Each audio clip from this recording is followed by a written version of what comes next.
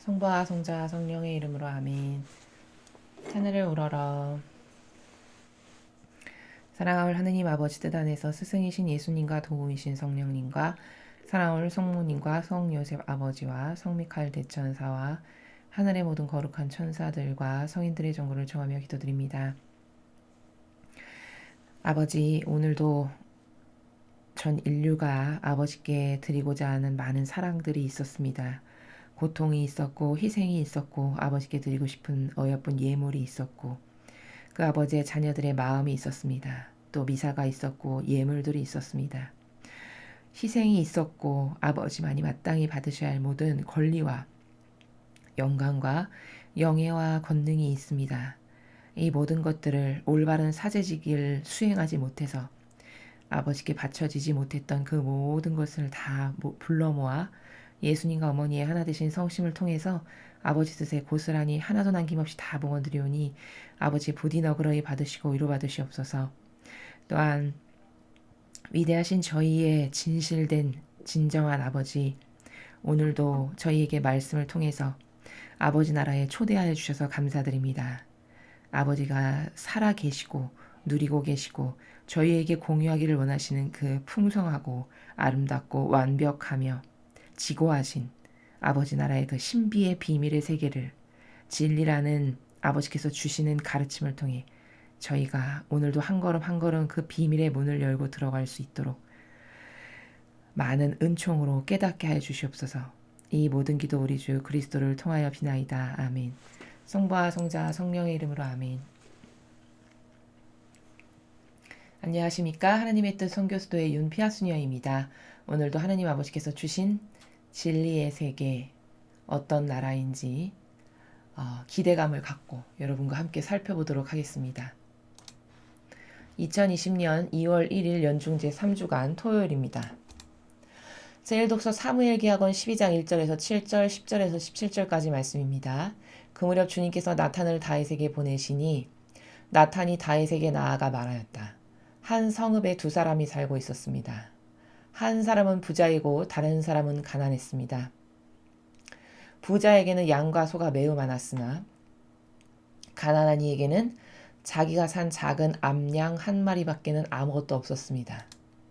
가난한 이는 이 암양을 길렀는데 암양은 그의 집에서 자식들과 함께 자라면서 그의 음식을 나누어 먹고 그의 잔을 나누어 마시며 그의 품 안에서 자곤 하였습니다. 그에게는 이 암양이 딸과 같았습니다. 그런데 부자에게 길손이 찾아왔습니다.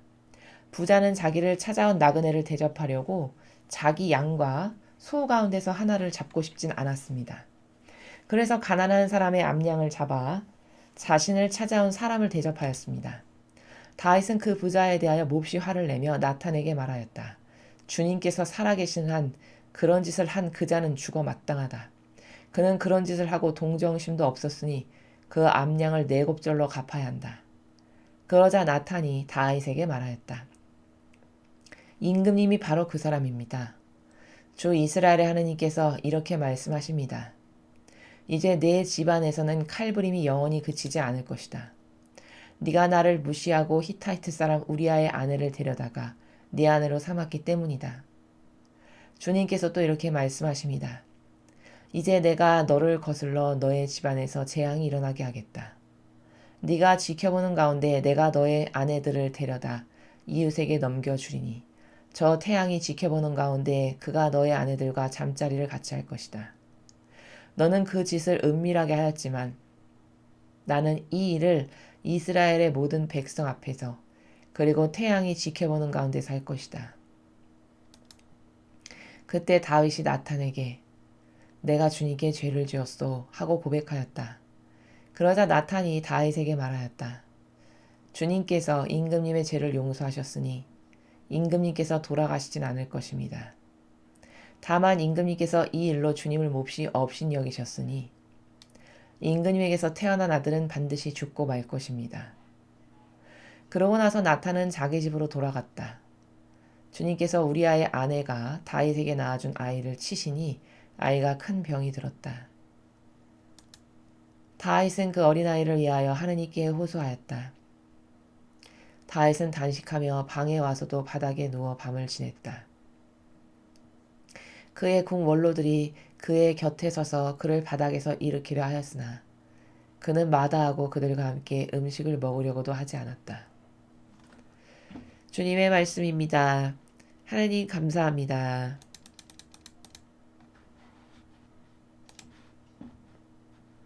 예, 여러분 오늘은 우리는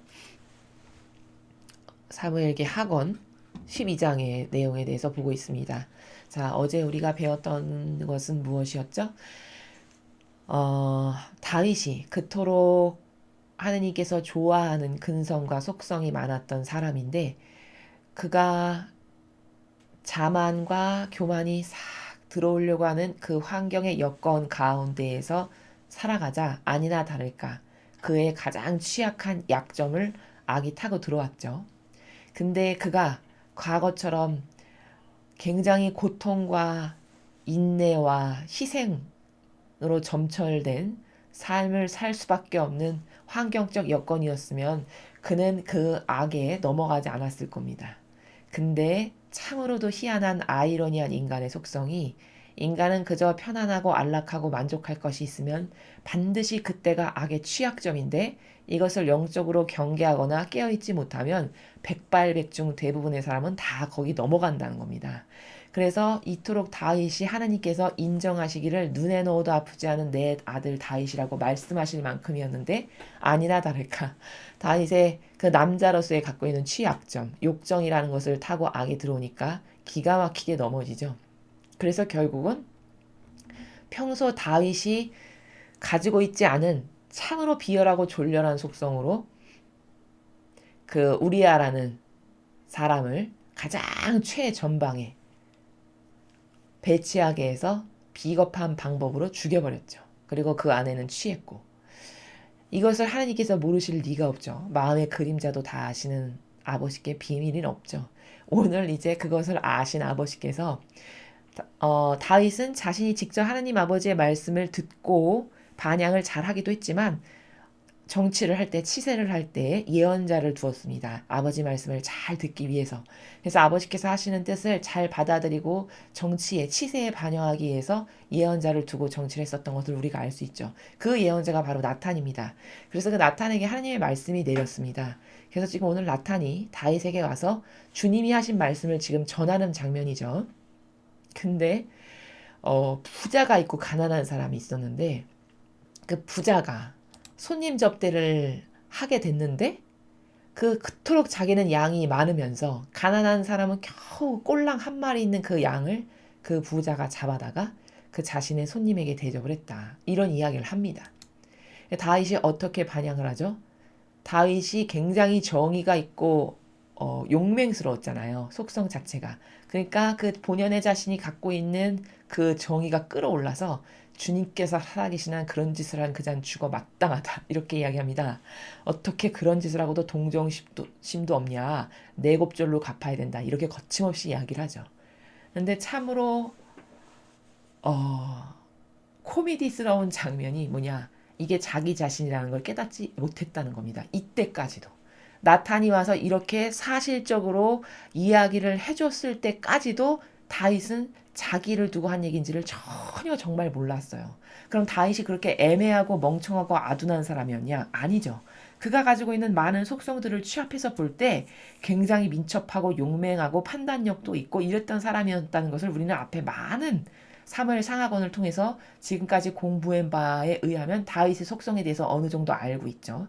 근데 악의 눈이 이렇게 가려져 있고 오감이 닫혀 있다 보니까 그 사람이 이런 반향밖에는 할 수 없다라는 게 이게 놀라운 점이라는 겁니다. 그토록 영민하고 날렵하고 하나님하고 통교도 해서 교감도 나눌 수 있을 만큼의 그런 영혼이 나탄이 와서 바로 얼굴 앞에다 대고 약간의 비유를 들어서 이러한 일이 있었다라고 얘기를 했는데 다 말이 끝났는데도 그게 어떤 놈이냐 죽여버려야 된다 이렇게 할 만큼인데 그게 자기 자신이라는 걸 모르는 거죠. 이렇게 영에 지배받는다는 것이 얼마나 무서운 일인가 여러분 진짜 뼈저리게 깨달으셔야 됩니다. 나도 얼마든지 다윗처럼 이런 일이 나에게 닥칠 수 있다라는 게 이게 사실적인 팩트라는 겁니다. 이게 남에게 그냥 막연히 그랬구나 이 나라가 아니라 다윗처럼 훌륭한 어떤 게 사실적 사고방식이냐면요. 어떤 게 객관적인 사고방식이냐면 다윗처럼 이러이러한 훌륭한 속성이 다 있었어. 그런데도 불구하고 악이 다가와서 그 악의 교묘한 꼬임수에 넘어가니까 사람은 이렇게 멍청해지는 거구나. 이런 반영밖에는 할 수 없는 거구나. 이게 객관화입니다. 객관화를 시켜서 그 객관화된 데이터를 나에게 접목시키는 거죠. 그럼 나는 얼마나 더 경각심을 가져야 될까? 나는 다윗처럼 하느님에 대해서 그렇게 절대적이도 않고 충성적이지도 않고 한결같지도 않아. 게다가 다윗처럼 하느님과 통교를 하거나 그런 교감을 나눈 것도 아니야. 그럼 나에겐 악이 얼마나 더 날뛰고 들끓기가 쉬울까요, 여러분? 이게 객관화의 나라입니다. 그럼 나는 정말 하느님께 매달리고 살지 않고는 답이 없겠구나. 내가 성모님의 성심에 용해되기를 갈망해서 신앙의 수호자, 보호자, 피신처라고 아버지께서 친히 말씀하신 그 성모님의 성심 안에서 내가 살아가지 않으면 나는 보호될 방법은 죽었다 깨나도 없구나. 이게 답이라는 거죠. 다윗을 통해서 깨달아야 될 교훈, 깨달아야 될 진리 나라는 바로 이겁니다. 그러니까 나탄이 기가 막히니까 이렇게 얘기하죠. 임금님이 바로 그 사람입니다. 이건 남 얘기가 아니라 바로 당신 얘기요. 이 이야기를 하는 거죠. 그리고 그것에 상응하는 그렇게 비열하고 졸렬한 하나님이 정말 싫어하는 방법이 이런 방법이시거든요. 하나님은 죄를 질 때 짓더라도 확실하게 예와 아니오가 분명한 이런 속성을 좋아하세요.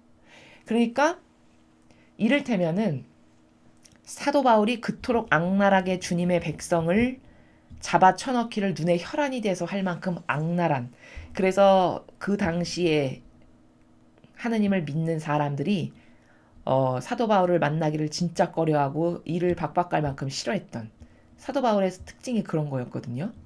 근데 하느님은 그런 사람을 수많은 사람 중에 선택해서 쓰시더라는 거죠. 그럼 왜 그럴까? 사도 바울의 어떤 속성 때문에 사도 바울을 선택하셨을까라는 거예요. 수많은 사람, 수많은 영혼 중에 사도 바울이 하나님의 그 성도들을 그토록 비참하게 쳐 죽이고 잡아가고 이런 일을 했지만 사도 바울의 그 속성을 통해서 그 사람이 어떤 사람인가의 그 내면적 근원을 바라볼 때는 사도 바울은 야리꾸리한 것을 갖고 있는 사람이 아니었다는 겁니다. 그게 입증되는 순간이에요. 그에게 하느님을 섬기는 것에 대한 오해가 있어서 자기가 그렇게 어떤 오해 때문에 신자들을 잡아들이고 죽이는 것에 앞장서서 했지만 그 열성과 그 열정, 이거 아니면 이거다, 도 아니면 뭐다라고 하는 그 단칼에 잘라버리는 이런 절대적인 사도 바울가 가지고 있었던 이런 속성이, 이게 지금은 속아서 악에게 유린당한 상태로 그 속성이 쓰이지만 이게 완전히 에너지가 전환돼서 선으로 가서 쓰이게 되면 그 속성의 뿌레기를 그대로 갖고 와서 선에게 쓰일 수 있는 거기 때문에 이거는 에너지만 전환되면 엄청 좋은 속성인 거거든요. 야리꾸리하거나 뭐 기회를 보서 타협주의자를 하거나 뭐 내 몸을 한번 좀 보신주의자로 살아보겠다거나 이런 나라 자체가 없는 사람이잖아요. 그냥 기와 아니오가 분명해서 그냥 단칼에 잘라 죽여버릴 만큼 그냥 끌고 가서 이건 아닌 건 아닌 거여서 열성이 뻗쳐가지고 끌고 갈 만큼 이런 확실한 속성이었던 것이거든요. 이 열정을 하느님의 일을 하는데 쓰면 엄청난 좋은 에너지가 될 거라는 걸 아버지가 아신 거죠. 그래서 수많은 사람 중에 얼마든지 사도 바울보다 덜 악독한 사람도 많잖아요. 하나님의 일꾼 죽이지 않은 수많은 영혼들 얼마든지 쓸 사람 많잖아요. 바리새야 율법학자 얼마나 많았습니까? 그런데 하나도 그런 사람 안 쓰시고 지금은 오해가 있어서 악을 행하지만 악에서 선을 창조하신, 선을 끌어내신 대표 주자가 누구냐? 그게 사도 바울을 통해서 하나님의 역사가 이루어진 바로 그 건이라는 겁니다. 그럼 뭘까? 사도 바울가 가지고 있는 속성이 지금은 오해로 인해 영혼의 부작용으로 인해 악을 하느님을 박해하는 일을 아주 선두에 맨 앞에 선두주자로 나서서 하고 있지만 그는 오해가 풀어지면 완전히 이걸 에너지로 전환시키기가 쉬운 거죠. 왜냐? 가운데의 노선을 타는 야리꾸리하고 타협한 기회주의자인 이런 얘도 아니고 아니오도 아닌 이런 역겨운 속성이 아니기 때문에 이건 얼마든지 쓰기가 좋은 거거든요. 그래서 사도 바울을 쓰신 겁니다. 속성적으로 보았을 때. 자, 그래서 다윗도 그런 하느님 보시기에 진짜 좋은 속성을 많이 가지고 있었거든요. 근데 악에게 의해서 가려지니까 오감과 눈과 귀가 완전히 머니까 진짜 하느님께서 얼마나 이거를 싫어하시는 건지를 전혀 깨닫질 못한 거죠. 완전히 속은 거죠, 악에게. 그래서 결국 죄를 저질렀어요. 근데 그 죄에 대한 대가로 하느님께서 주시는 벌이 진짜 무시무시합니다. 잘 보십시오, 여러분. 집안에서 칼부림이 영원히 그치지 않을 거래요. 죽고 죽이는 싸움이 이 집안에서 일어난다는 거죠. 얼마나 비참합니까? 근데 이유를 다 가르쳐 주세요. 하느님께서. 왜냐? 네가 왜 그런 벌을 받기에 합당하냐? 네가 나를 무시하고 히타이트 사람 우리아의 아내를 데려다가 네 아내로 삼았기 때문이다. 자, 다윗이 지금 네 집안에선 칼부림이 날 거고 재앙이 일어나게 할 건데 네 아내들을 너는 밤에 은밀하게 데려다가 취했지. 나는 그것에 네가 한 짓보다 더 세게 더 큰 벌을 내리는데 어떻게 내리냐? 모든 사람들이 다 지켜보는 가운데 아주 대낮 헌할 때 네 아내들을 저 더러운 것들한테 넘겨줘서 잠자리를 같이 하는 걸 네가 다 보게 할 거다. 이렇게 이 정도로 심하게 벌을 내리십니다. 너는 은밀하게 했지만 나는 모든 사람이 보는 앞에서 다 대낮에 펼쳐진 그런 훤히 들여다보이는 그때 나는 이것을 너가 그 고통을 감내하게끔 할 거다. 지금 이런 벌을 내리시는 거거든요. 근데 이 벌을 다 왜 내리시는 거냐? 네가 나를 무시하고 이게 이유입니다. 이유. 무시하고. 자, 여기서 중요한 게 뭐냐? 중요한 관점이 아니 이 정도가 하느님을 무시한 거면 세상 사람 70억 인구는 하느님을 이것보다 더 많이 무시하고 더 많이 깔보고 더 얕잡아보고 아예 없는 하느님으로 대하고 사는데 이것보다 더 심한 벌을 받아도 마땅하지 이렇게 생각할 수 있잖아요. 일반적인 자연법의 사고방식은 맞습니다. 여러분의 사고방식이. 이 다윗이 이렇게 한 번 실수한 건 아무것도 아니죠. 다윗은 평생 잘하다가 어쩌다가 실수를 한 거잖아요. 하느님을 모르는 것도 아니고 하느님을 사랑 안 하는 것도 아니고 사랑하는 가운데 이런 실수가 있었던 거잖아요. 악에게 속아서.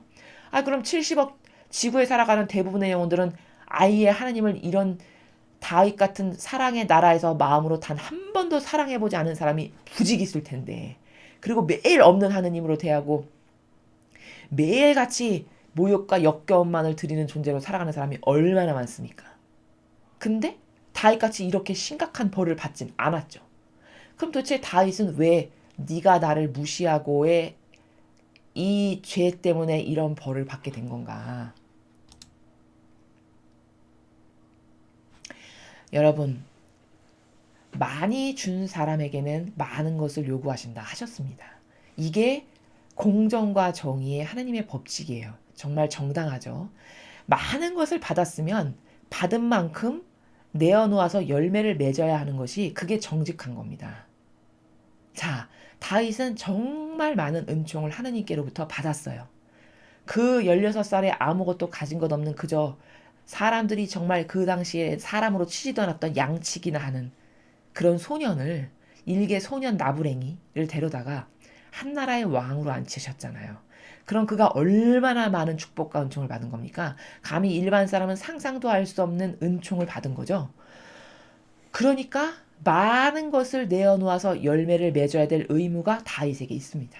그렇죠. 이게 정직한 거예요. 자, 또 다른 이유의 관점에서는 이런 것도 있어요. 다윗이 처해 있는 위치적 환경이 뭐냐? 리더요, 지도자요, 한 나라의 왕이라는 거예요. 자, 그럼 하느님의 법칙의 신적 질서의 나라는 똑같은 죄를 일반인이 지었을 때는 어쩌면 이렇게 다윗과 같은 똑같은 경중의 벌로 다스리지는 않으실 수 있어요. 그러나 다윗은 그 하나의 죄 때문에 지금 너의 집안에서 피바람이 계속 날 거고 네 아내들이 엄청난 수치를 겪게 할 거고 그 다음에 여기 세 번째로 주시는 게 애를 죽게 할 거라고 하시잖아요. 너에게서 난 아이가 죽게 될 거다.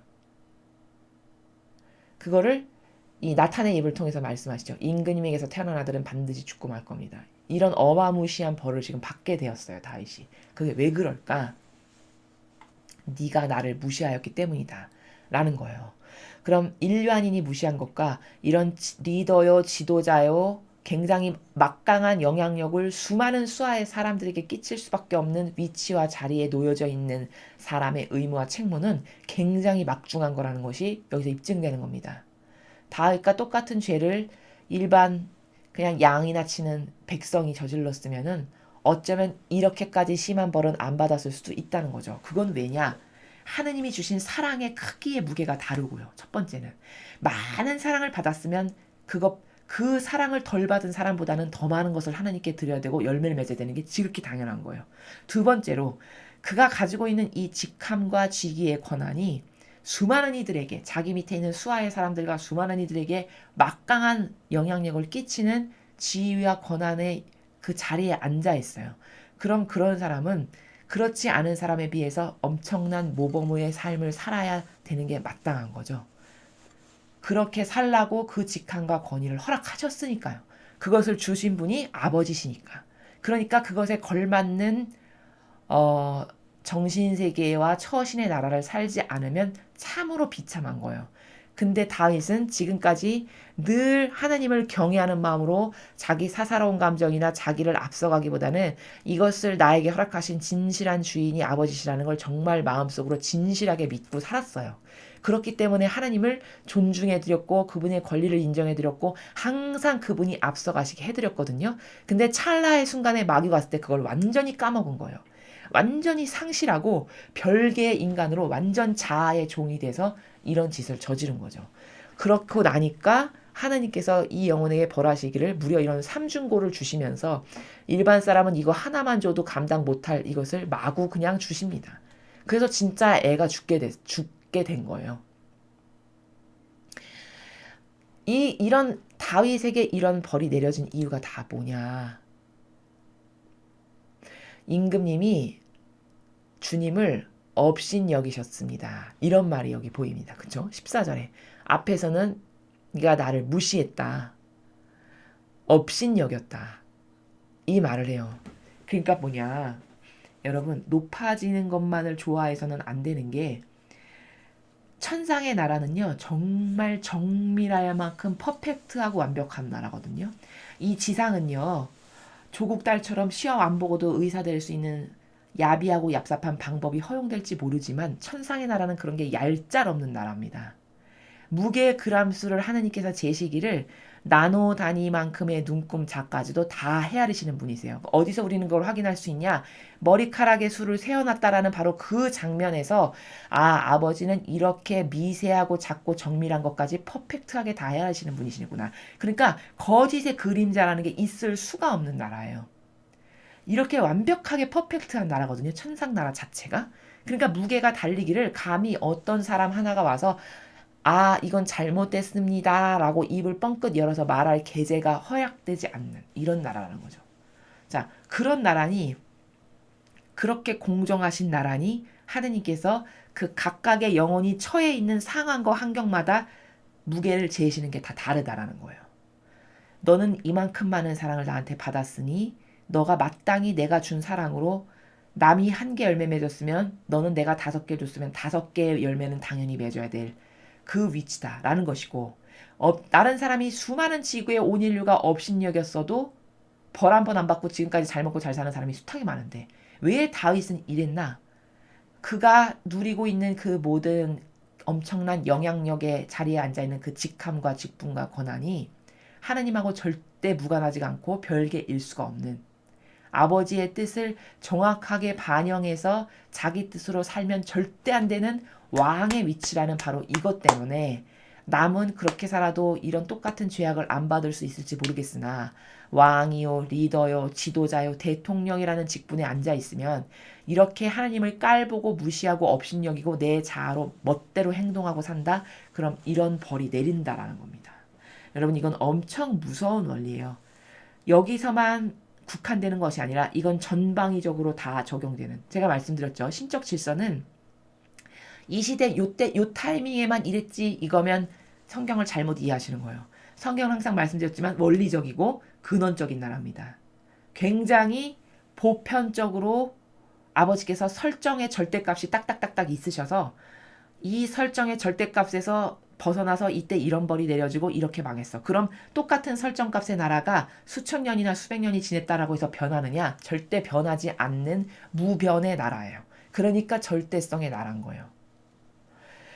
그런데 보니까 이렇게 해서 다윗이 하나님을 완전 배제시키고 자기 멋대로 살아서 이런 벌을 받았구나. 라가 답이잖아요.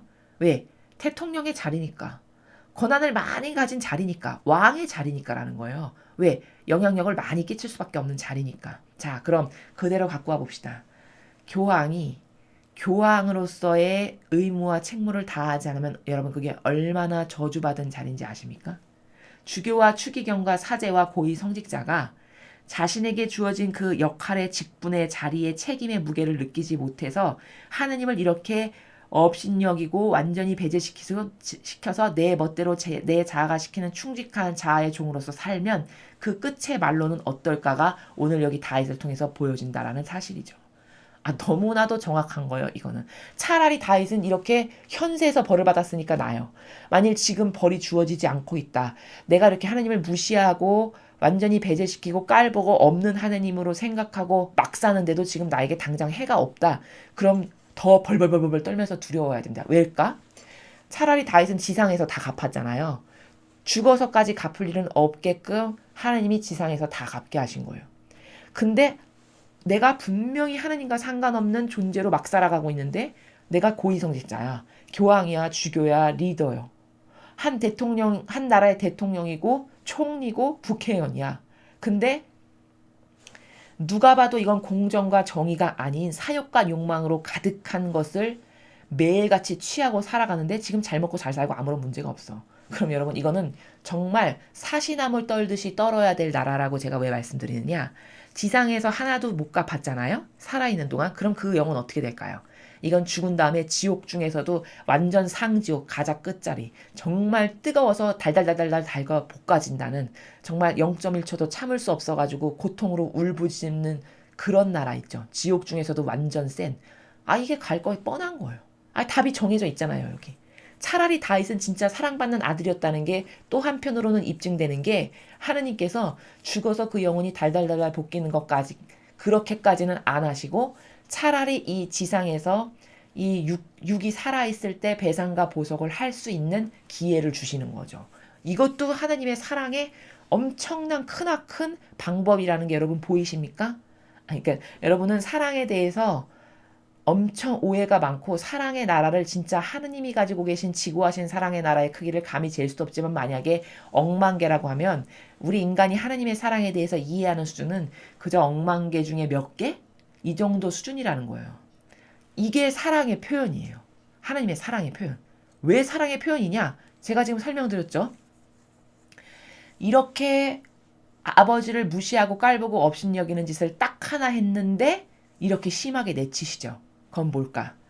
이 영혼이 죽어서 지옥 가서 생고생할 것까지 그렇게까지는 하지 않고 차라리 넌 살아서 다 갚아라 아들아 라고 하시는 사랑의 하나의 방편의 모습을 우리가 발견할 수 있는 거죠.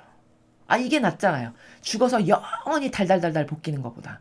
거기서 빠져나올 기간이 얼마인지도 모르고 영원히 못 빠져나올지도 모르고 앞이 하나도 보이지 않는 캄캄한 곳에서 매일같이 달궈지는 그 뜨거운 고통을 영원히 그냥 1, 2년, 10년, 20년, 30년도 아니고 기약이 없이 영원히 당한다면 여러분 그게 얼마나 고통스럽겠습니까?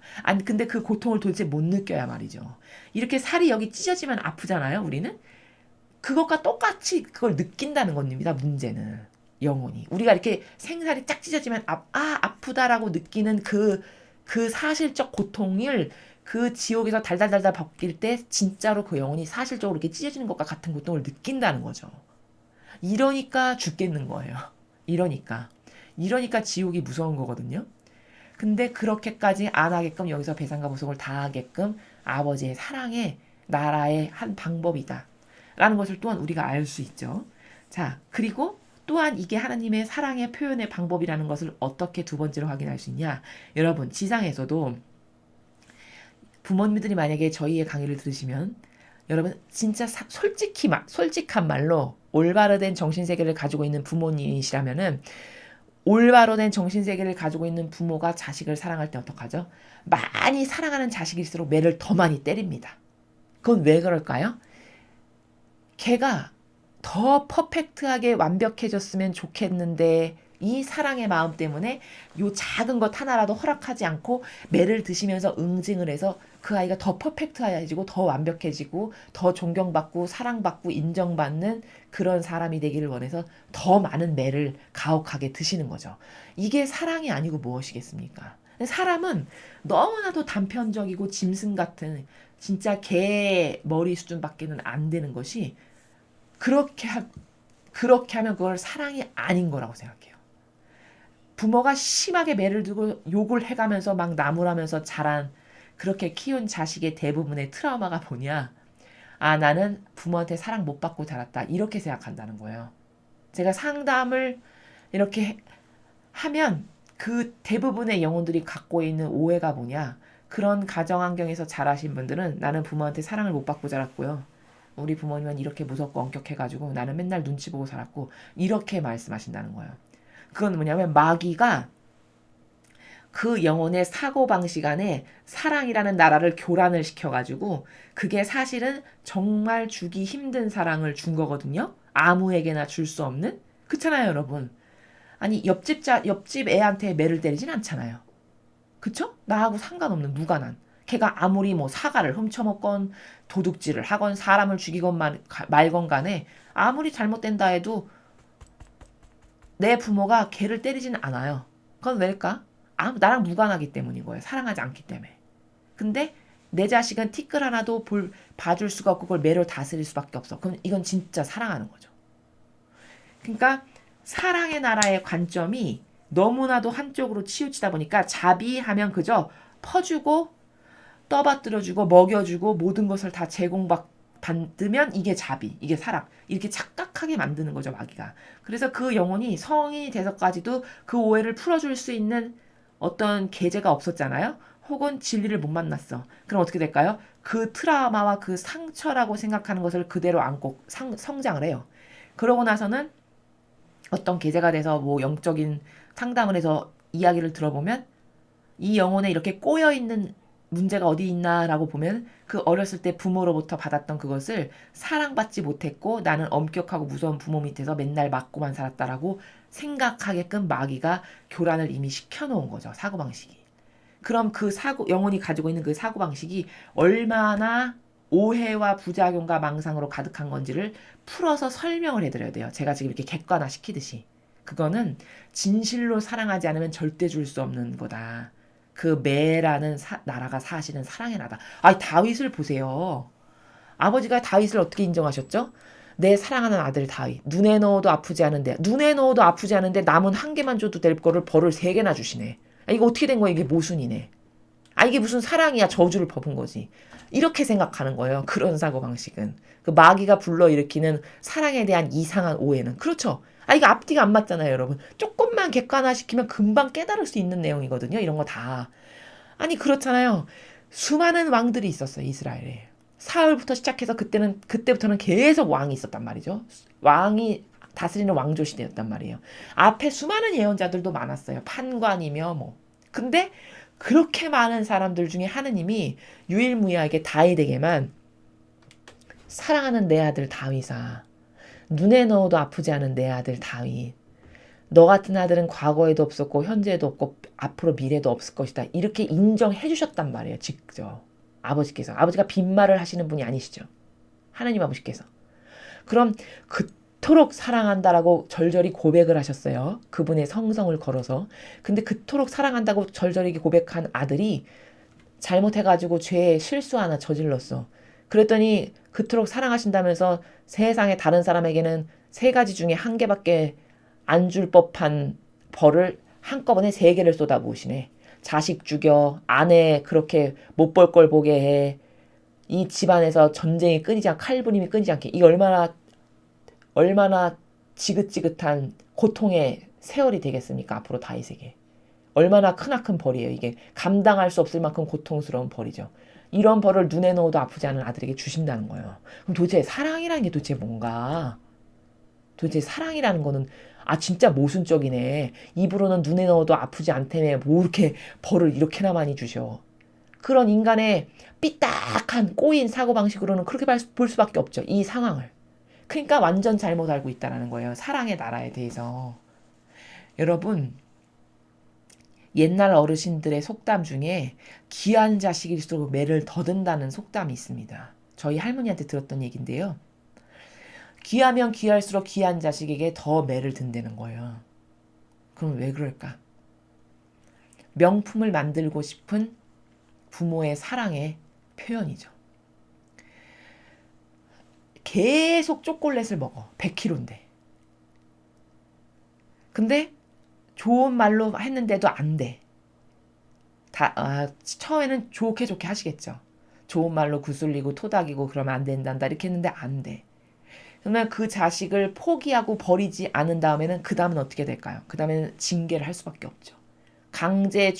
강제적으로라도 그것을 하지 못하게 해서 그 아들이 더 이상 그런 비만한 그런 아들이 되지 않게끔 방지해야 되겠다라는 게 사랑의 마음 아닐까요? 이게 저주를 품어서 그런 건가요? 그렇지 않죠. 그러니까 사람은 사랑에 대해서 참으로 이상하게 생각하는 게 이것뿐만이 아니라 한두 가지가 아닌 만큼 그토록 많은 거예요. 그리고는 사랑하는 대상을 고르니 얼마나 이상한 사랑의 대상을 고르겠습니까?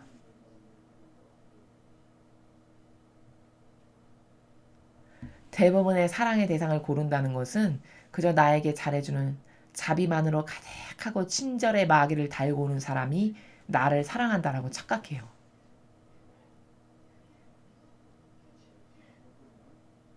근데 아주 정직하게 말하면 그거는 사실은 자기가 마귀를 불러들이는 겁니다.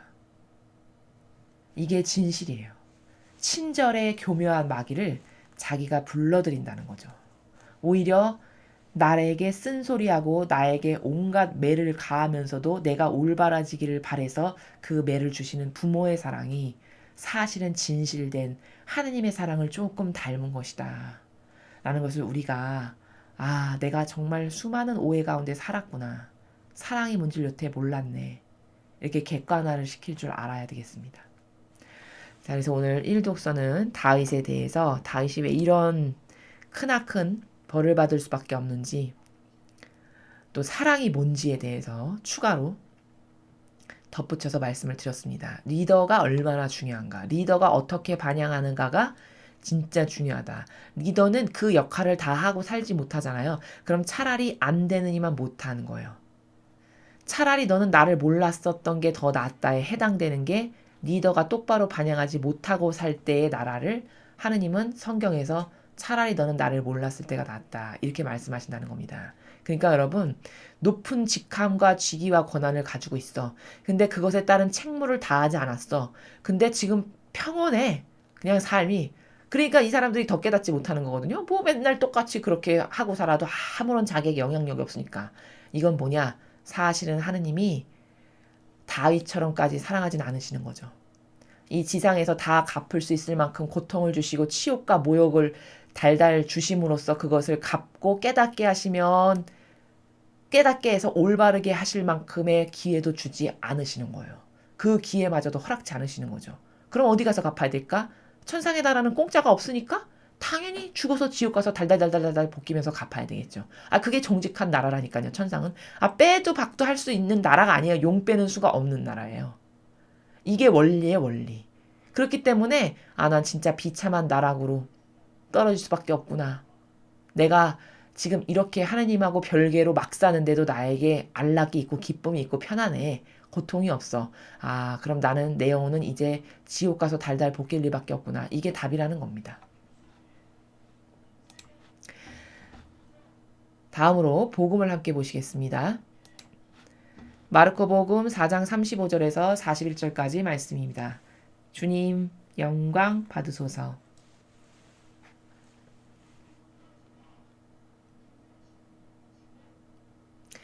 그날 저녁이 되자 예수님께서 제자들에게 호수 저쪽으로 건너가자 하고 말씀하셨다. 그래서 그들이 군중을 남겨둔 채 배에 타고 계신 예수님을 그대로 모시고 갔는데 다른 배들도 그분을 뒤따랐다. 그때 거센 돌풍이 일어 물결이 배 안으로 들이쳐서 물이 배에 거의 가득 차게 되었다. 그런데도 예수님께서는 고물에서 베개를 베고 주무시고 계셨다. 제자들이 예수님을 깨우며 스승님, 저희가 죽게 되었는데도 걱정되지 않으십니까? 하고 말하였다. 그러자 예수님께서 깨어나시며 바람을 꾸짖으시고 호수더러 잠잠해져라 조용히 하여라 하시니 바람이 멎고 아주 고요해졌다. 예수님께서는 그들에게 왜 겁을 내느냐? 아직도 믿음이 없느냐? 하고 말씀하셨다.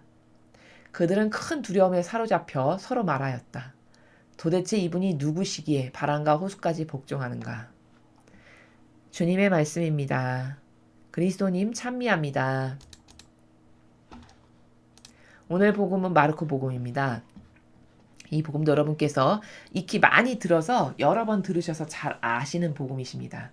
이제 예수님께서 매일 군중을 수천 명 모아놓고 강의하시고 치유시켜주시고 먹을 거 없으면 기적을 베풀어서 먹을 걸 주시고 늘 이렇게 열심히 열정적으로 활동하시고 이제 지치고 힘드신 그런 때가 됐어요. 그래서 저녁 때가 되니까 얘들아 이제 호수 저쪽으로 건너가자 이렇게 말씀하신 거예요.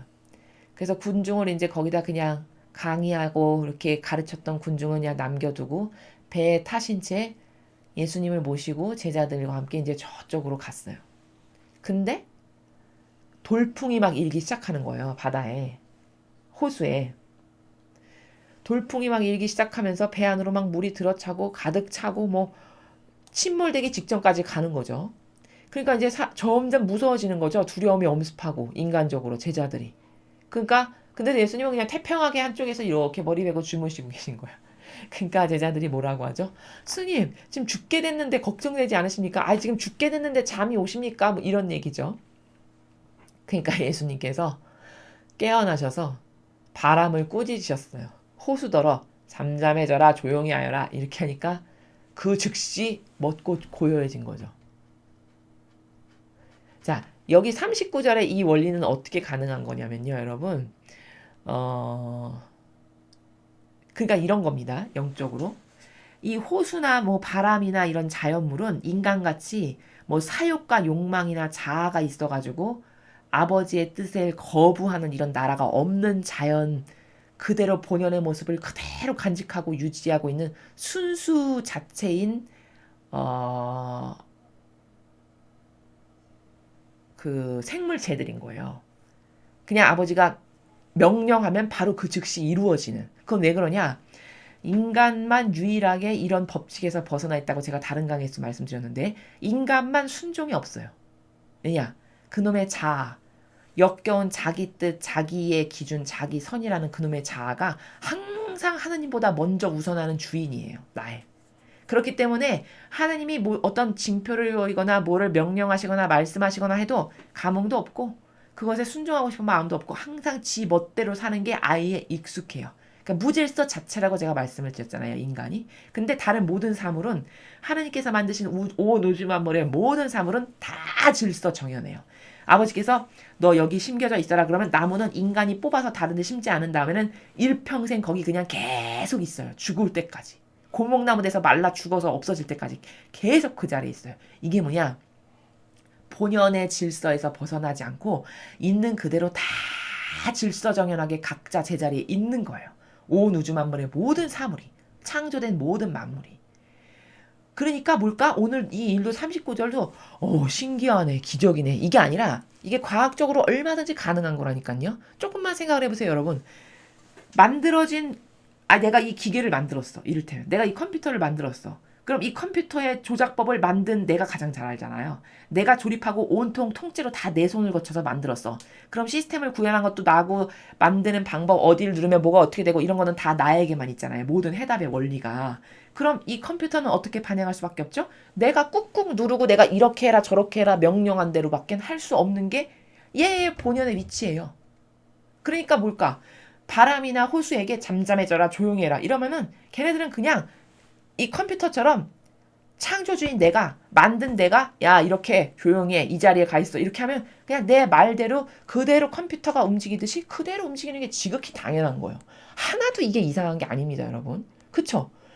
이게 지극히 당연히 작동되는 신적 질서예요. 신적 질서. 신적 질서에 가지런히 있는 것은 이렇게 반영하는 게 정상이라는 겁니다. 정상.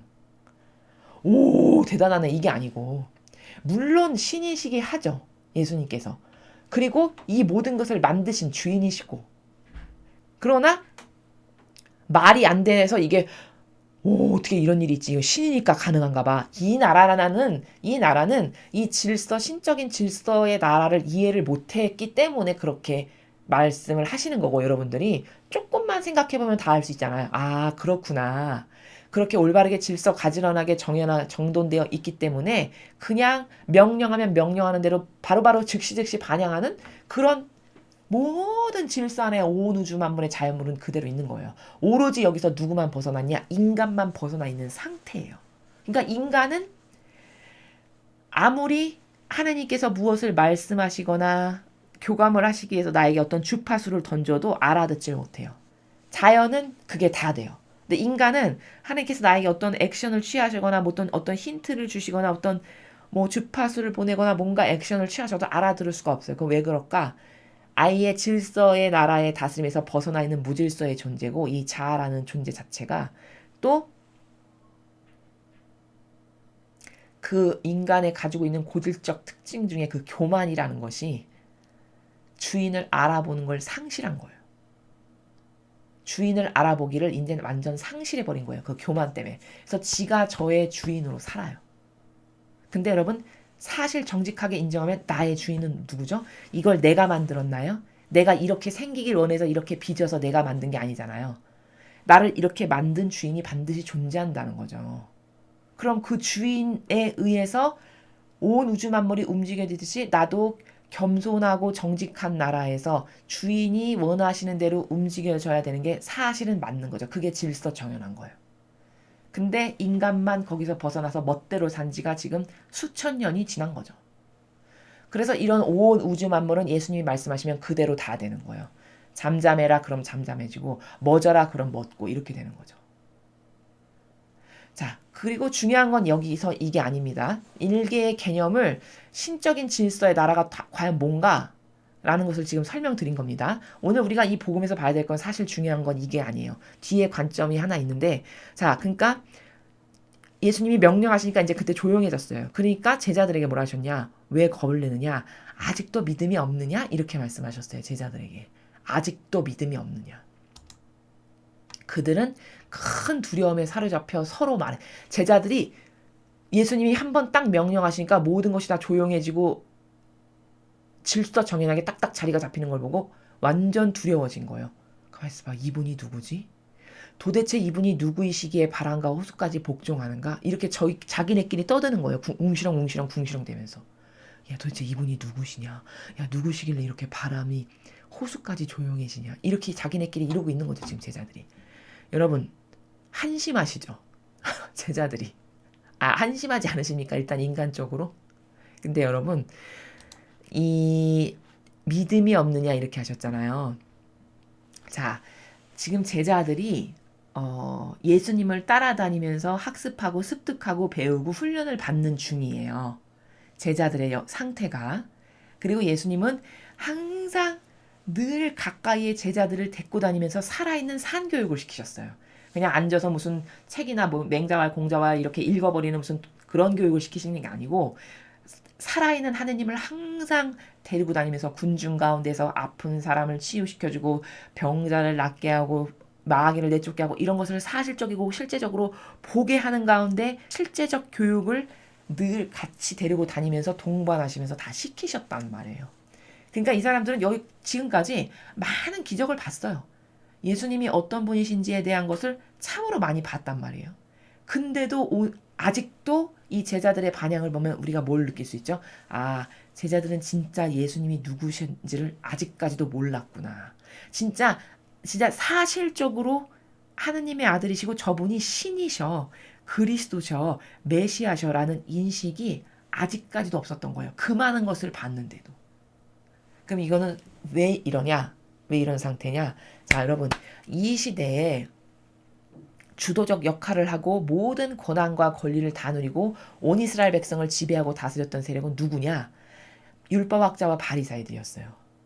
그들이 온 지배권과 기득권을 다 갖고 있었단 말이죠. 이 백성에 대한 어떤 다스림에 대한 이들은 엄청 이 이스라엘 백성은 백성들 자체가 율법을 아주 그게 목숨보다도 더 귀하고 그걸 칼날같이 잘 지키는 거를 신앙생활을 하고 철석같이 믿고 살았던 사람들이었거든요. 그게 다 왜 가능했느냐? 이 율법학자 바리사이들이 10개의 10계명을 614개의 조문으로 늘려서 만들어 놓고는 백성을 속이기를 한평생 속이고 사기쳐먹기를 어떻게 사기쳤냐? 613개 잘 지키면 너는 하나님 잘 섬기는 사람이야. 이걸로 사기쳐먹고 산 사람들이에요. 일평생을. 아주 전문화된 직업인으로서. 제가 왜 전문화된 직업인이라고 말하냐? 자, 여러분. 정치인이 그런 말 하면은 물론 아둔한 사람은 정치인이 그런 말에도 속겠지만 정치인이 그런 말을 하는 것과 종교인이 종교의 옷을 입고 당신은 이거 잘 지키면 하느님을 진짜 사랑하고 섬기는 사람이 되는 겁니다. 이렇게 말하는 것 중에 누구의 말을 더 잘 듣기가 쉽습니까? 아, 당연히 종교인의 말을 잘 듣겠죠. 그 사람이 말하는 걸 진실되고 진짜라고 철석같이 믿을 수밖에 없죠. 뭐 때문에? 그 사람이 가지고 있는 형상, 보여지는 피상, 이런 것 때문에 그래 하느님을 섬기는 사람이야. 얼마나 희생하고 착하게 살려고 노력하는 사람들인데 그냥 이걸로 보는 그냥 기준이 있는 것도 아니야. 그냥 아예 형식적으로 박혀있는 기준은 그게 맞는지 틀리는지 이렇게 까서 분별을 하려는 생각도 없고 그냥 이 일은 이처럼 있는 기준이 뭐냐. 하느님 일을 한 사람은 그래 착한 사람, 선량한 사람, 아버지를 잘 모르는 사람. 그냥 이게 이꼬르예요. 이꼬르. 수학 공식에. 그럼 바리새인 율법학자가 613개를 딱 만들어가지고 온 백성에게 아 이걸 잘 지켜. 그럼 하느님을 진짜 사랑하고 잘 모시는 거야.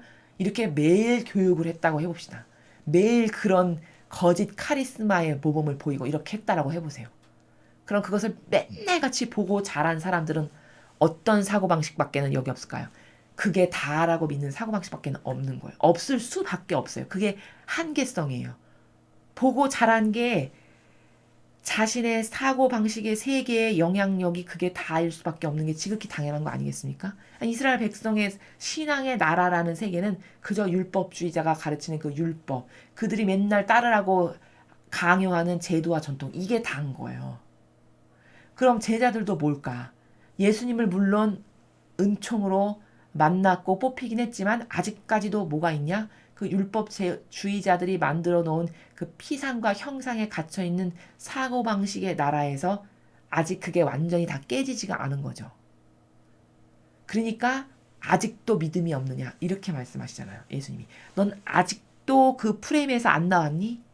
너는 아직도 피상과 형상에 속아서 아직도 진실된 믿음이 하느님께서 어떤 분이신 거를 나를 보고 그렇게 다니도 아직도 모르겠니? 이 나라죠. 아니 왜 겁을 내니? 너가 신하고 같이 있는데? 아 전지전능인 거야. 신은 전지전능.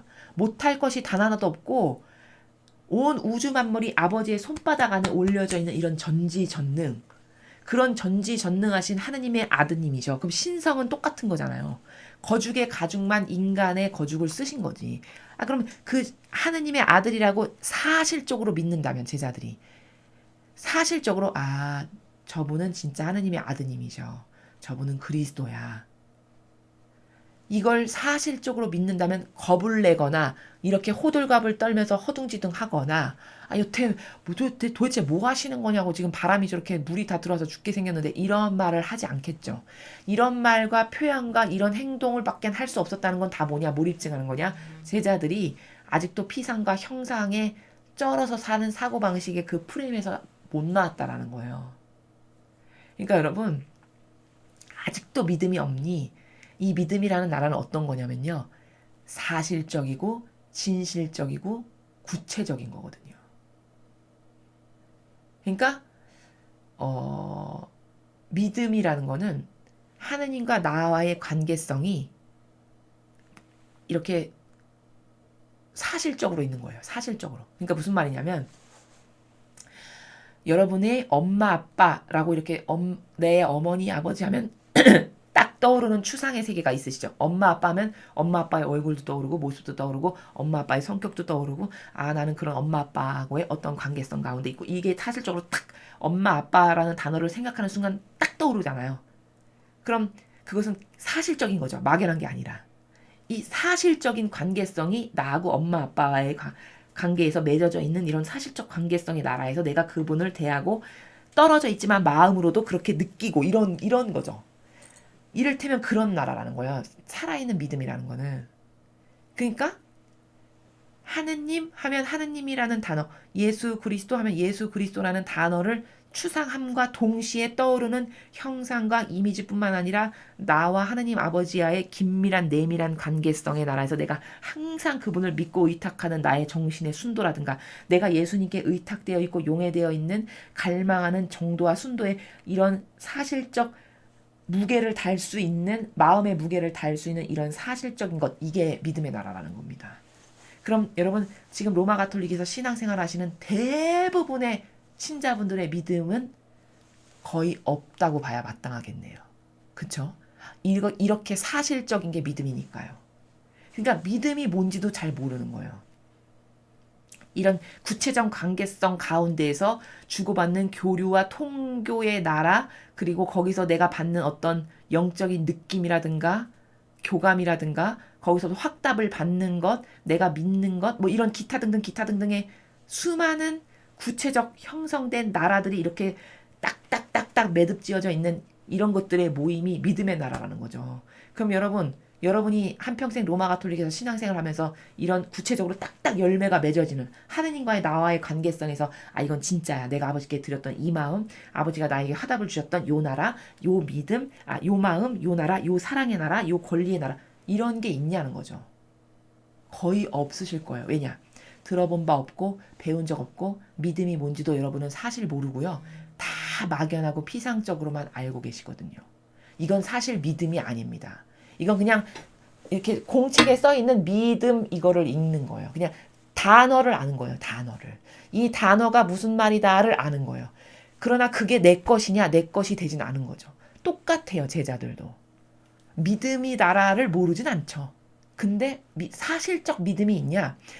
내 스승이 진짜 예수 그리스도시고 저분의 권능과 능력이 하느님으로부터 나오는 힘이시고 저분은 인류를 구원하러 오신 거고 이런 어떤 그게 교과서에 쓰여 있는 피상적인 텍스트를 읽는 게 아니라 그것에 대해서 사실적으로 내가 그것에 대해 확신하는 어떤 구체적 이런 열매들의 나라가 제자들에게 있었냐? 아직까지도 없었다는 거죠. 그렇게 많이 돌아다니면서 보고 옆에서 듣는데도 불구하고 그건 왜 그럴까? 이 사고방식의 체계 안에 아직도 신적인 사고방식의 그 체계가 구체화되거나 체계화되지가 않은 거예요.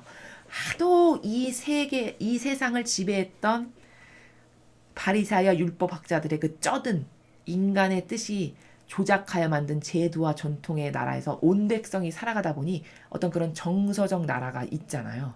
그것을 완전히 거기를 뚫고 나와서 새 나라로 이사가서 이 새 나라에서 믿음이 뭔지를 체험하고 확신을 갖고 내 것으로 만들고 거기에 굵은 뿌리가 쭉쭉 자라게 해서 이렇게 되기까지는 시간이 걸리거든요.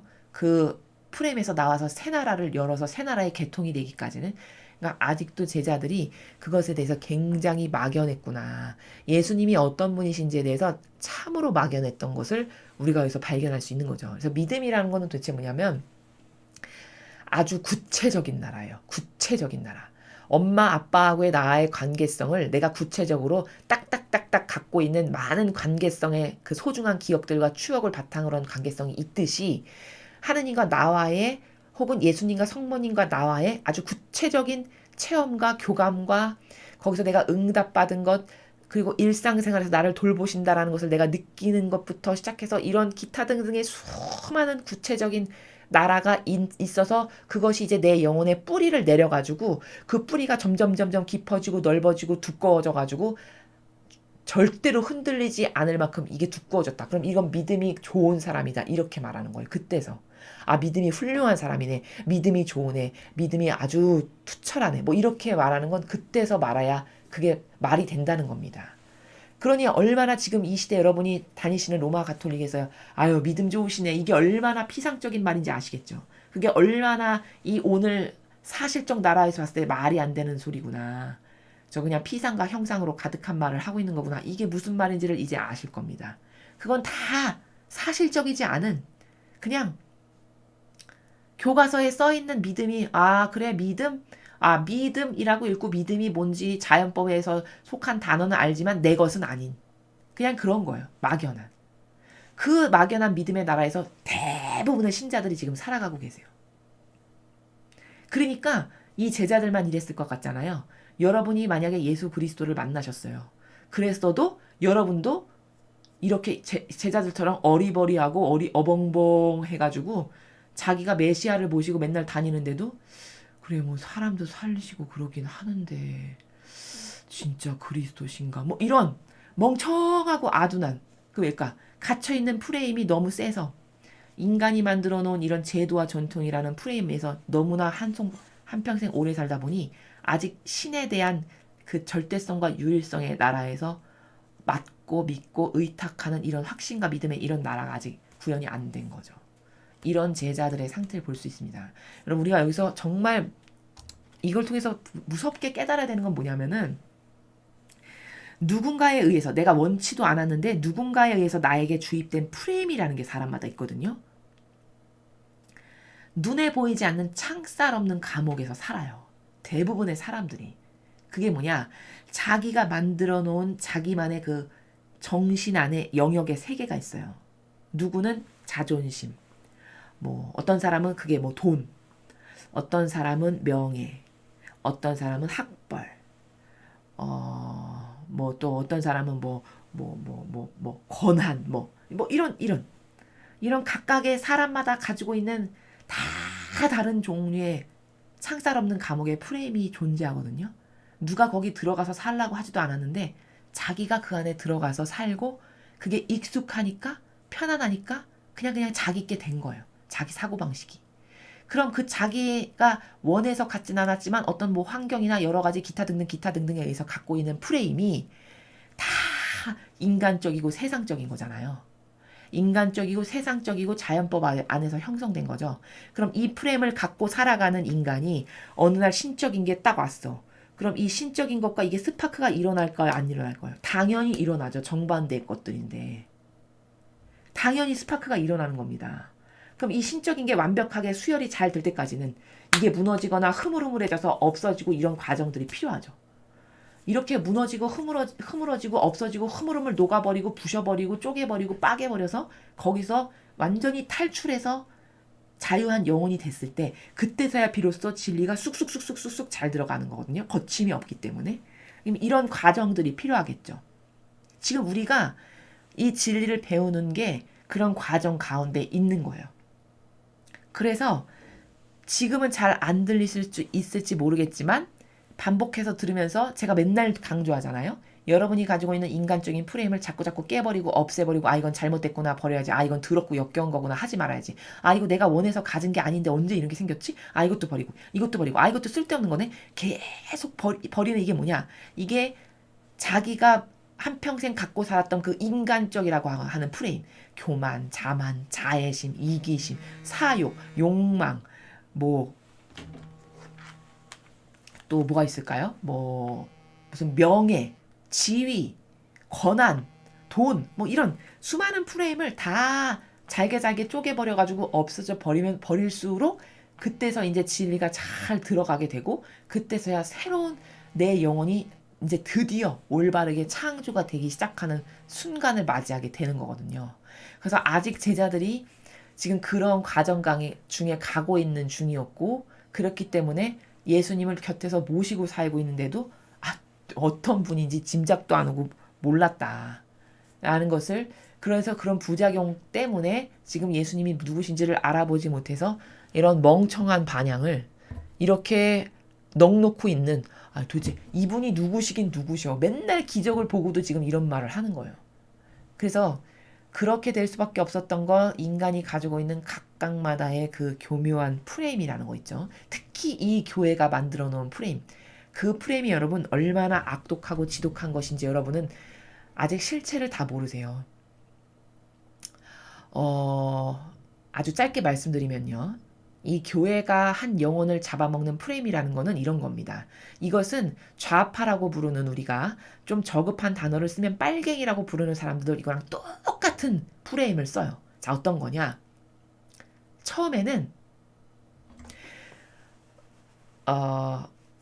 성령님과 함께 이렇게 했는데 어느 날 사제와 함께 이렇게 싹 바꿔요.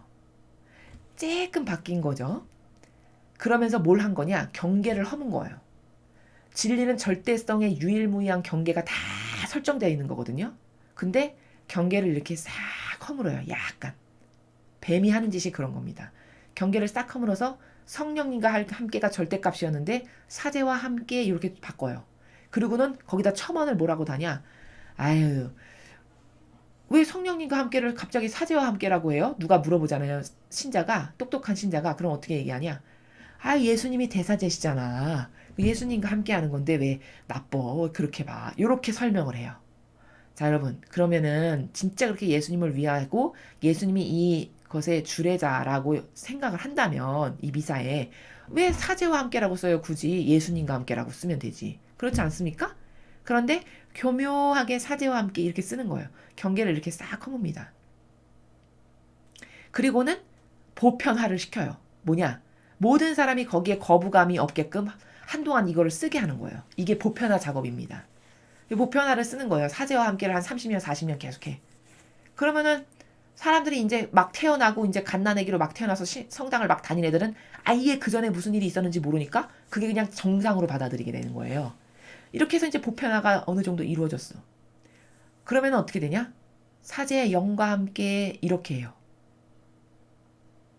그러면 사제와 함께 했는데 또 사제의 영과 함께 영을 또 넣네. 그러면은 약간 찜찜하게 생각할 수 있는 사람이 몇 명 있을지 모르겠지만 또 조금 바뀌었으니까 잘 몰라요, 사람들이. 이렇게 경계를 또 약간 허무는 거예요. 그럼 뭘까? 그 말은 예수님이 영이니까 더 좋은 거야. 예수님이 축복해 주시는. 뭐 이를테면 이런 주석을 또 다는 거죠. 근데 여러분, 그 사제가 이 마귀의 영을 들쏘이고 있는 이 미사를 집전하는 그 인간적인 사제의 영과 함께라는 그 사악한 의도를 교묘하게 숨기고 사실 그 사제의 영을 초대해서 그 미사를 한다면은 누구를 초대해서 미사를 집전한 겁니까? 마귀의 영을 초대해서 집전한 거죠. 예수님의 정신과 가르침과 모범과 카리스마를 가르치지 않아. 그럼 그건 마귀에 이미 점령된 거죠. 지배당한 거예요. 그것과 다른 것을 행하는 모든 일을 성모님은 뭐라 하셨냐? 이교도들이라 하셨어요. 이교도. 다를 잇자. 예수님의 가르침과 다르다는 거예요. 이교도들이다. 자, 그럼 그 이교도의 사제 영과 함께 하자라는 얘기잖아요. 그 영이 지배해서 이 모든 신자들에게 마귀의 영을 뿌리겠다라는 의도인 거죠. 사실 숨어있는 교묘한 의도는. 그러나 겉의 말은 명분은 그렇게 얘기하는 거죠. 이렇게 해서 경계를 조금씩 야금야금 허물어요. 그래서 처음엔 절대값이었던 것을 조금 허물어서 보편화시켜요. 누구나 다 괜찮다라고 받아들일 때까지 기다리는 거죠. 보편화 작업이 어느 정도 됐어. 그러면 그때는 어떻게 하시는지 아십니까? 이제 상대주의 수법으로 밀고 나가요. 상대주의 수법이라는 건 뭐냐? 너도 맞고 나도 맞고 지금이 어떤 시대인데 그런 무식한 왕정도 아니고 절대주의를 해. 인권은 다 소중한 거야. 누구나 다 사람은 소중하고 인권은 중요한 거야. 너의 인권도 중요하고 나의 인권도 중요하고 서로서로 존중해야지. 요 논리로 파고 들어가면 진리 모르면 여기 속지 않을 사람 단 하나도 없겠죠. 지금 종교연합이 왜 가능한지 아십니까?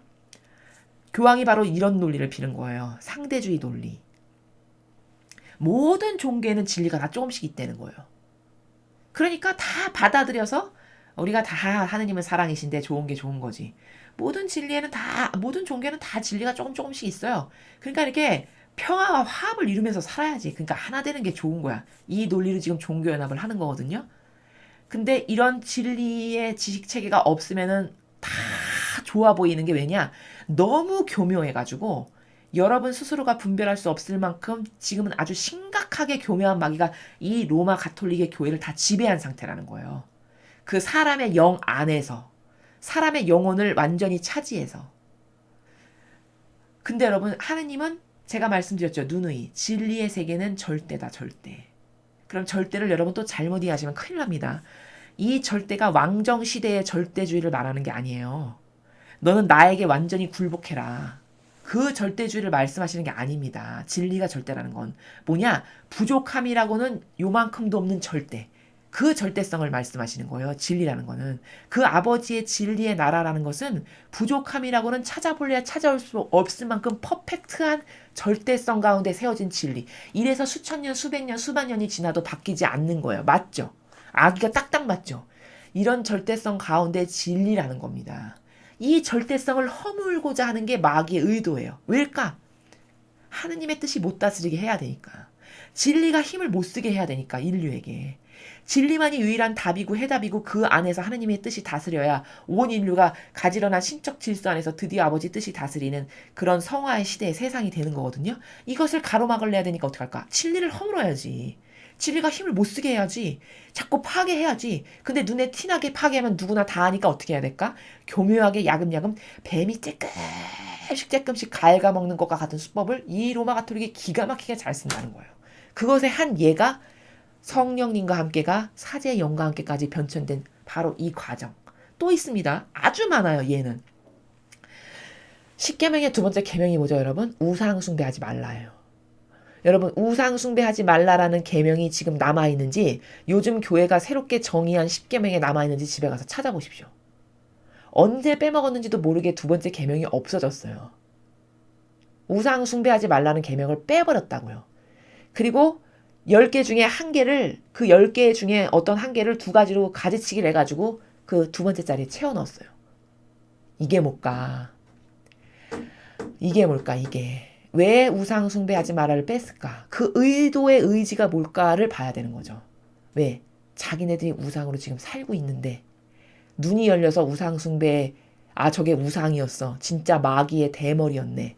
대우상이었네. 이걸 사람들이 알고 또 우상 숭배를 한평생 해서 그걸로 울거먹고 이 교회에서 모든 안락함을 뽑아먹고 살아야 되는데 그게 계명에 있으면 걸구작거리잖아요. 계속. 그러니까 은근슬쩍 언제 빼버렸는지도 모르게 빼버린 거예요. 이렇게 교묘하게 경계를 해물고 교묘하게 하나씩 살곰살곰 변형을 시키는 게 다 뭐냐? 이게 악의 계략이고 책략이다.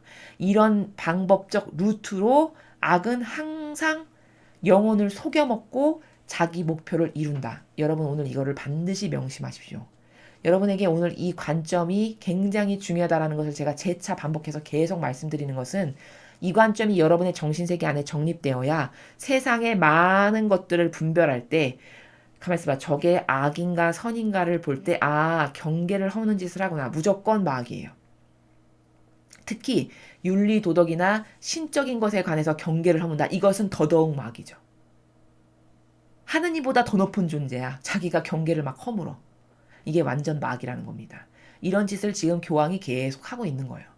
그렇지만 사람들은 보는 눈이 없으니까 그것이 마귀 짓인지 천사 짓인지 뭐 계명이 뭔지도 잘 모르고 계명 언제 그런 거 빠졌었어? 아마 이러실 거예요. 그게 뭘까?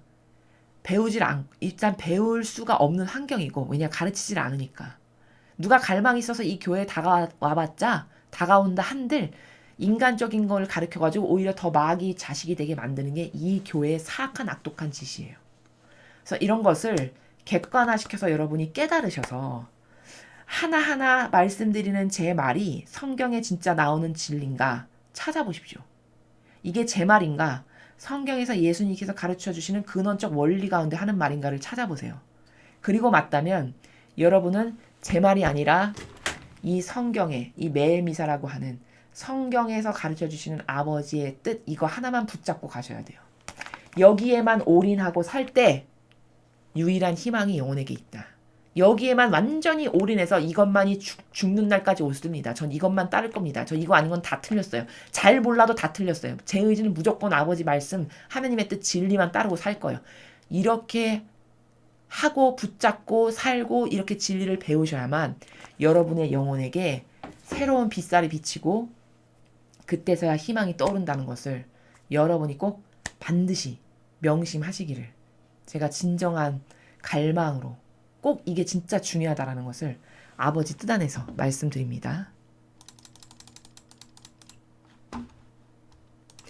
예, 오늘도 우리는 많은 것들을 배웠습니다. 일독서와 복음에서 일독서에서는 다윗이 왜 그런 크나큰 벌을 하느님께 받아야 할 수밖에 없었는가. 그가 리더였기 때문이다. 많이 받은 자는 많이 내놔야 되는 게 신적인 나라의 절대적 원리다. 너무 정직한 거예요. 너무 맞는 거죠. 그렇기 때문에 다윗에게 그토록 많은 벌이 가해졌다. 그런데 반면에 이건 사랑이다. 사랑을 잘못 이해하기 때문에 다윗에게 가해진 게 사랑인 걸 여러분이 모르시는 거죠. 사랑에 대한 똑바른 개념의 정립이 있어야 되고, 복음에서는 제자들은 왜 예수님을 맨날 모시고 다니고 옆에서 훈련받았는데 예수님인 걸 그토록 몰랐나. 그게 다 뭘까? 인간적인 자기가 가지고 있는 이상한 프레임에 다 각각 갇혀 있는 거죠.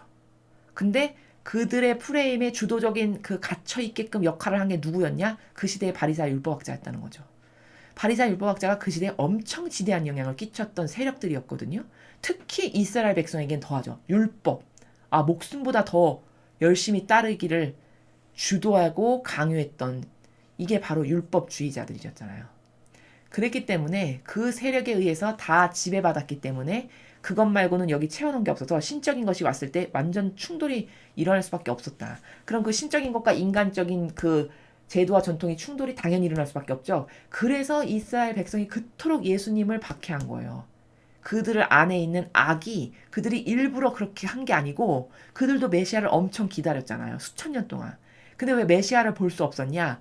이들 안에 이미 프레임으로 심어져 있는 그 마귀적 사고방식이 완전 신적인 건 정반대되는 거잖아요. 우리가 배운 속성적으로 봤을 때. 그럼 이건 충돌이 일어날 수밖에 없어요. 그러니까 그 자기가 갖고 있는 그게 다라고 믿고 살았기 때문에 다라고 믿고 산 그걸로 여기다가 평가하고 그걸로 되네 안 되네 이래가면서 단죄했던, 이럴 수밖에 없었던 한계성을 이스라엘 백성이 고스란히 보여준 거죠.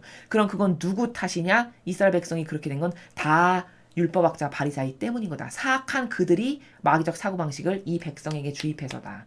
마찬가지 프레임이 지금도 로마 가톨릭에 의해서 저질러지고 있다. 그들이 잘하는 건 경계를 허무는 것.